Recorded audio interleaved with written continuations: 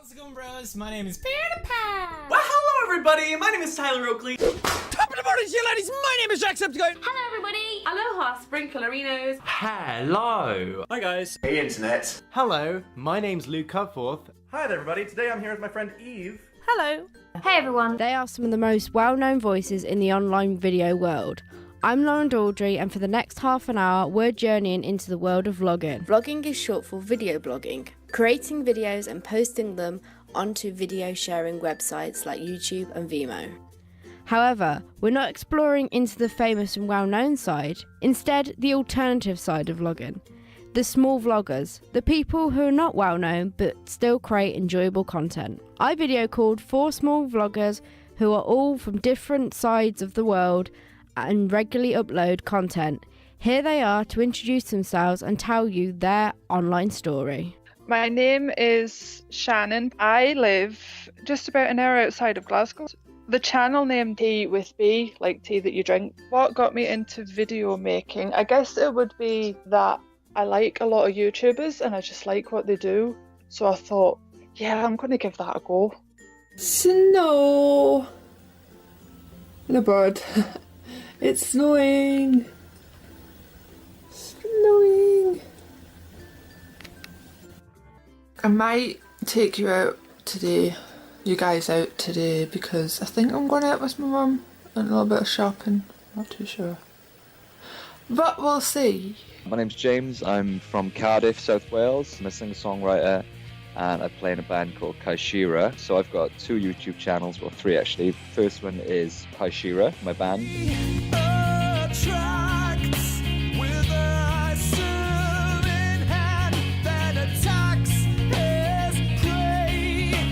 The second one is my personal one for like my solo projects and things, which is James Kennedy Stuff. Hello and welcome to my YouTube channel, James Kennedy Stuff. Thanks so much for popping in. I hope you enjoy what you see on the channel. There's loads of cool stuff here already. But I want to ask everybody to get in touch with me on Twitter or Snapchat or Facebook at James Kennedy UK. And let me know if there's anything particular that you want me to do on the channel. And the third one, which is the record company that I own, is called Tonic Records. The band started out just doing like promo videos for our singles and things, which were like proper production videos, you know. And then obviously live footage started to go up, and then we started to do other things like question and answers, and it was just sort of like, you know, just through typical band activity really that I got into it. But on my own channel now I do like chats and Q&As with fans, and I do like covers, songs, and so that's much more of a kind of jumble sale of different types of content really. Alright, my name's Mark Youngson. I'm from Belsill. The channel name is The Gamer Buddies, and it's mostly gaming videos that I make. When I was working, I used to finish at about 5 in the morning, and the thing that I did was jump on YouTube and watch a few YouTubers to pass the time, so that got me into getting interested into doing it. YouTubers that inspired me to start my own channel was Jackspecticeye and Markiplier. They both do video games as well. A few years ago, I went through a bout of depression for a while, and watching their channels cheered me up daily. So, like, they put the impression under me that if I could do that and cheer just one person up, it would return the favour, sort of thing. What's up, guys? Twisty here from the YouTube channel, The Gamer Buddies, rolling off the top 5 clips of the week with the first in Rocket League at number 5.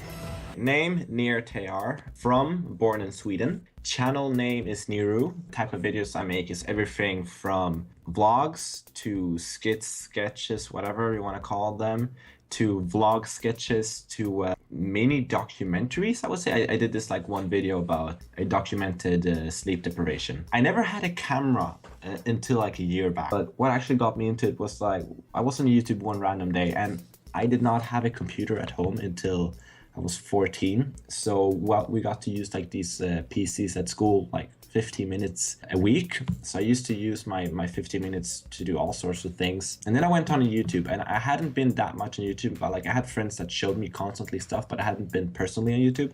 So I went on YouTube and I just randomly saw this video game, and I used to hate scary games, but I for some reason liked to challenge myself into watching them. So I saw this one with like zombies. I clicked on it, and this guy was like doing these let's plays over them. And after watching him for like a couple of weeks, I decided that I wanted to do the same thing. So what got me into video making was basically this guy on YouTube, this let's player. And ever since 2014, I've been evolving from a gaming channel into what I am now. So I was a couple of months into making gaming videos, and it was summer. I started, I think, approximately April/March 2014, and summer was June, you know, here, or at least here in Sweden. So in June, I was home, and my mom was going through cancer, and my dad was working in New Zealand, so it was a really rough time, and I needed to keep myself busy somehow. I needed to make the best of it out of the time, and because my mom was going through chemo, we couldn't go places because she was very, very weak. But I didn't mind that. Like, for as long as she was fine, I didn't care really. So I just kept myself busy. I was on my computer editing stuff, making stuff, you know, just. And I stumbled across this guy called Roman Atwood, which I'm sure you've heard of because he's huge nowadays. But back then he wasn't that big. Now he gets like 1 million plus views on each video within 24 hours. Back then he got about 100,000 after a couple of days. So it was quite small then compared to today. And I saw his like VidCon vlogs. Like, he was on VidCon with his girlfriend, and they were having a blast. And I thought, wow, I want to do that too. That looks so much fun. And I fell in love with his personality. And thanks to him, like he's generally very, very positive, and he talks a lot about what he used to do and how he used to be as a person and how much he has changed today. And like, whenever I felt down, I just went ahead and watched some of his vlogs because he had a lot of them, and it just brought me back up. You know, things can get a bit down when stuff isn't going that well in the family. But he helped me a lot. It really, really, really helped me. Whenever I had a bad dream, I just put on one of his vlogs and just fell asleep. And he comforted me. And he inspired me to carry on being myself and not becoming something that I'm not. And then we got the other guy. His name is FuzzyTube. Like, for some reason, it's prankers. I have nothing against prankers, but I've never really loved pranks on YouTube as well. But these dudes, like, they started vlogging, and you just get to know the personality, and it's something different. Anywho, FuzzyTube, or Yusuf as he's called, suffers from depression and I believe bipolar, and seeing him, like, his vlogs, he doesn't hide anything. So seeing him cope with it and talk about it, like, really helps you understand and really what people are going through. And it really inspired me into just being open and helping people that are suffering from such issues as he was. So those are the two main inspirations. Vloggers inspire each other to create channels and videos, but do the vloggers think that creating content online is positive? Let's find out. I believe it's very positive. You do get a lot of hate from certain people because that's the cool thing to be, is like edgy and stuff on the internet, people that are trying to do good things. But I do think it's a very positive thing, yeah. Yeah, I think it's very, very positive in the sense of it helps people understand it helps people see the ordinary life of other individuals out there, no matter where you live. But it does have its like backsides or whatever, because vlogging is a sort of medium, and it can be used in a negative way, like anything else. It can be used to spread hate, or hate and rumors, and like, so in general, it depends on where on YouTube you like to hang. If you like to hang with the good people, then it's a very, very positive, inspiring thing. But if you bark up the wrong tree or find the wrong kind of YouTuber and watch him/her/they, and you really don't have a critical mindset, hence, being able to separate truth from lie and good from bad. Definitely, yeah, I think it's amazing. I mean, it takes the sort of monopoly out of the hands of, the narrow handful of mainstream TV channels. So people have literally got access to any type of content on YouTube or elsewhere, and it gets everybody involved. It's insane the amount of variety of content that's out there, and there's some really talented people who are making some insane stuff that you never would have heard of otherwise, I hope it goes from strength to strength. I don't know. I think it's an interesting time, not just for video side of things. All forms of content, in digital content in general, really. It's a historic sort of time we're going through, I think.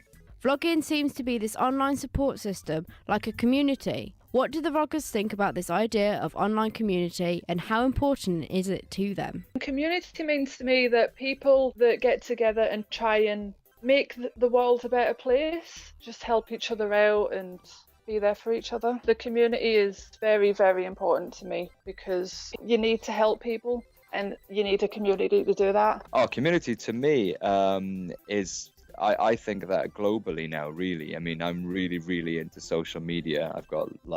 I'm on everything. I've got several accounts on pretty much every social network.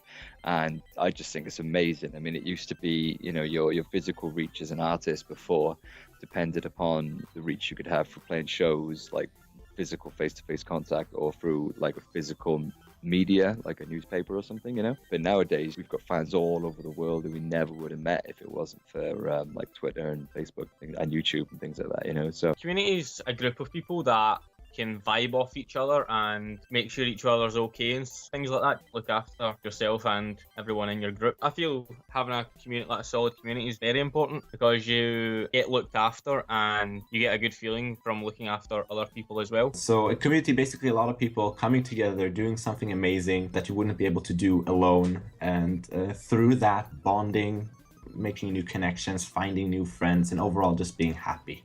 That's what a community means to me. In the beginning, the community was the thing that made me carry on, because it was like this collection of different individuals inspiring one another, pushing each other. And if it wasn't for that, I'm not quite sure how long I would have carried on, or if I would have been the same kind of YouTuber that I am today, which I'm very, very happy with.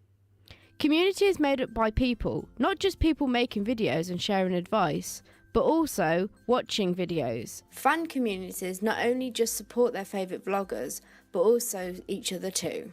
Here is Malene Simonsene, a vlogging fan, to talk about why she watches vloggers and how they inspired her to create a channel and start vlogging for herself. My name is Malene Simonsene and I'm from Denmark. I've been watching vloggers 2007 probably.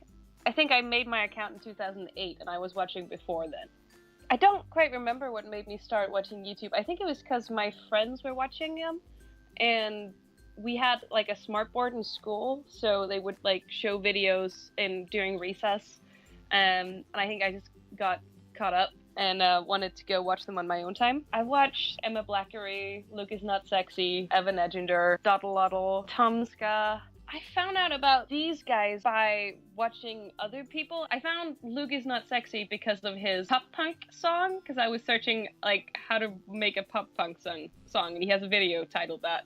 And I think I found Emma through him, and then it kind of spiraled. They're in the same friend group. I like watching them, well, because of their personalities, of course, and it's interesting to see other people's views on things. I think I'm quite interested in how other people think about things, like, because you kind of feel like you know them after a while, and then you kind of anticipate their new videos, and you kind of get in the pattern on what they talk about, and you're like, oh, I really want to know what they think about this subject. So I guess it's kind of pseudo friendship type thing. Definitely more personal to watch YouTubers. TV shows is normally all fictional and a lot more staged than you feel like a YouTube video is. Of course, people kind of alter their personality a little bit because you're on camera and you're aware that people are watching, but it feels definitely more personal and like real people, so there's a different kind of connection there. I actually have a channel which was inspired by several of the people I watch, both musicians and filmmakers and bloggers, to kind of make my own type of thing. Because when you watch people and you see them have fun with it, you're like, oh, I could do that. I want to do that. I have a real problem with the phrase, "It's just a face." And I know what you're thinking, but it's not the typical, "No, Mom, it's not a face, this is who I really am," answer that I have to it. It's actually the exact opposite. You see, to me, the phrase, "It's just a face." Community means interacting with each other. Creator community perspective, it's like you get feedback on your videos from other creators and you bond over that and you talk. From a YouTube fan perspective, there's the fan community where you meet other people and talk about YouTubers and kind of develop online friendships through that. And I think you can see that in the videos as well, that the creators you watch become friends with other creators, and you can see that community unfold, which kind of inspires you to go out and get your own community. I have made friends while watching vloggers. I met a few people on Tumblr from posting about going to Sitsy and the vloggers I was excited about seeing. And then I've made a few friends from making my own YouTube videos by talking to them about YouTube videos. Vlogging and video making is this positive online world. However, where there is a good side, there's always a bad. In recent times, online bullying such as hate comments or trolling can make this experience an awful one. James, Niru and Mark have all experienced it. Here are their stories. I've had some pretty nasty personal things said about me. But, you know, maybe I'm just built the way that it doesn't tend to bother me. But I know that for some people it can be really distressing and really personal and hurtful and stuff like that, you know, and really make a real impact.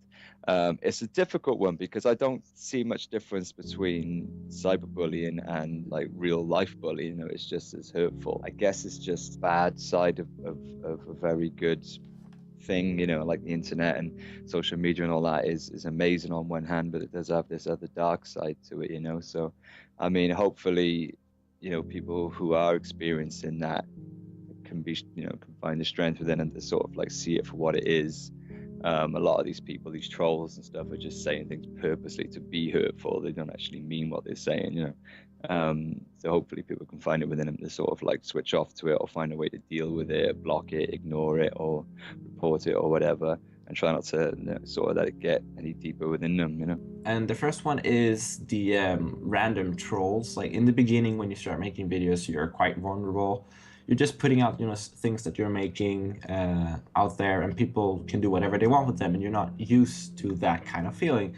So I had like these trolls come over, like a couple of spam accounts, just comment on all my videos like a couple of years ago, and just random bad things. And when I first read it, I was like, damn, like, am I that bad? But then after a couple of minutes after thinking about it, I'm like, oh, right, okay, these guys are not for real. And if they were for real, that's their like opinion.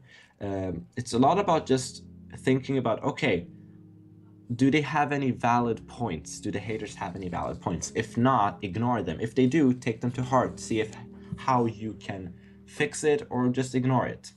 The second negative experience, I would say, is the like no attention given to you experience or whatever. Like you put a lot of work and you get 0 views, and it's important for some people, and at start, me, to get views, to get recognition. But the sooner you realize that that's not what YouTube is about, the better and the more fun it turns out to be. I posted a video revealing a sort of a glitch that people were using in a game to better themselves because they spend money on it, and a few people have been negative towards that, but mostly the other people have been like defending me, saying, no, this is good, thanks for posting this, we didn't know this. So mostly the community took care of it itself, really. So what happens if you're being targeted by trolls, and what can you do? I would say whatever you are, whoever you are, whatever you are doing, just stick through it. Just find your passion for YouTube, find the passion for making videos, and just enjoy pouring hours into making them and perfecting them and then putting them up. Because when you're making a video, you are eternalizing something. It will forever be there. Hopefully the internet doesn't crash or YouTube doesn't stop, but hopefully it will for forever stay there. Meaning that you'll always have something to look back on, to think, wow, I completed something, I did something, I was productive. This is a part of me on the web, and nobody can take that away from me. That's how I got through it. Yeah, just don't listen to it, palm it off, and like, it's just someone on the internet trying to make themselves feel better by bringing you down, so just brush it off and ignore them. Block, report, or just plain ignore is the message. YouTube, one of the biggest online video websites, also suggests speaking up and telling someone, whether it's a friend or a parent. YouTube also says that they have a reporting tool which allows users to report videos and other users if they are bullying them. As we've heard, vloggers inspire fans who watch their videos to start out vlogging. So what if you want to start? Here are all the vloggers with their own advice on starting to vlog. Any advice? Before starting YouTube, I would look into it for like the equipment and depending on what you want to do. And when you do get into YouTube, if it is what you want to do, just be prepared for a lot of criticism and hate, but don't really let it get to you. It shouldn't really affect you. Don't let it affect you. It's not worth it, honestly. When I started, it was still pretty much the old school model, you know. I mean, I talk from a band perspective, you know, it was still pretty much like try and get a deal, get out there and do some shows and hope you get spotted and stuff. And since I've been going, it's transformed from that into the new model of like do everything yourself, you know. I mean, like we make our own records now, we run our own label, we've got it released worldwide ourselves, and we connect directly with our fan base, you know, through technology. So I mean, the options now for someone starting out are like amazing, because it used to be before, if you couldn't get a deal, you were screwed because you couldn't make a record, too expensive, and you know, blah blah blah. So and for anyone starting out now, they've literally got the world at their fingertips. So I mean, like, the limit is your imagination, I guess. There's not really any limitations. You can network with the entire world. Just make the best content you can. Technology makes it cheap and easy to do that, and yeah, make the best stuff you can and push it out there, and I think the rest will take care of itself. You don't need the very good equipment. All you need is something to record that, a game to play, or if you're vlogging, you just need a camera. It's as simple as that. But at the start, you'll not have any subscribers, you won't have any views, so a lot of people will get deterred from that because there's no interest. But they've just got to keep plugging on, and eventually they'll see the fruits of their labour if they keep at it. Since I've been doing YouTube on like two different genres, so let's say gaming and vlogging, when it comes to gaming, make sure equipment. Like, let's start with equipment, if that's the case. Equipment-wise, make sure that you have a good computer that can render, a solid mic, good like HDPVR video recording software, whatever you're going to need to screen capture, because people nowadays are very, very picky when it comes to quality within the gaming community. If you don't have it, like it's okay if you don't have 1080p, you can have 720, but people are not going to watch a 360 video anymore, which sucks because if you're an amazing person with amazing content, you're going to lose out on the views or the people watching it if that's your goal. Confidence-wise, just be yourself when it comes to gaming. If you're that silent guy that randomly shouts out a sarcastic comment, be that guy. Don't make yourself into something that you're not, because I've seen YouTubers who started with being really, really silent and then made up this character, this fake person, and then they had to stick with it, because if not, people would be like, oh, what happened to you? Why aren't you like this? Why aren't you like that? Community-wise, make sure to reach out to people that do the same thing as you. Sadly, Google Plus is dying and has been dying ever since release, but there are still some communities here and there on Google Plus, and it's really easy to just connect with them. Other than that, there are Facebook groups like the one I am currently admin of, and the creator of, or founder or whatever. There are also forums. There's like, when it comes to gaming, there are so many platforms and there are so many forums in which you can reach out. Just Google. Now on to the vlogging.